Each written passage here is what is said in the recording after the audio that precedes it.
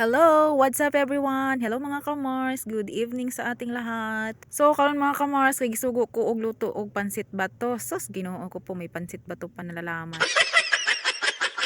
And then magsugo na ta og gisaan ang atong bawang og sibuyas. Ayan nga po mga kamars, pwede na rin po natin yan lagyan ng toyo. Yan po kasi daw ang iunahin natin paglagay ang toyo na yan.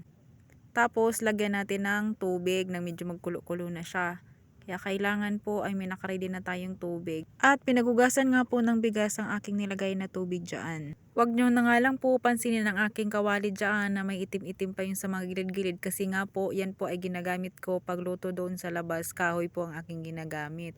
Para naman po makatipid tayo mga kamars, diba? At balik na nga po tayo dito sa ating ginagawa. At yan nga po mga kamars, ilalagay ko na po ang ating pansit bato.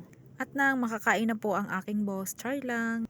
At yan nga po mga kamars, konting mekos-mekos na nga lang po yan. At pakuluin natin ng konti, ayan nga po at patikman ko po sa kanya kung okay na po yung lasa.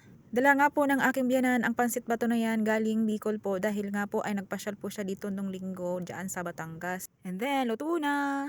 A few moments later.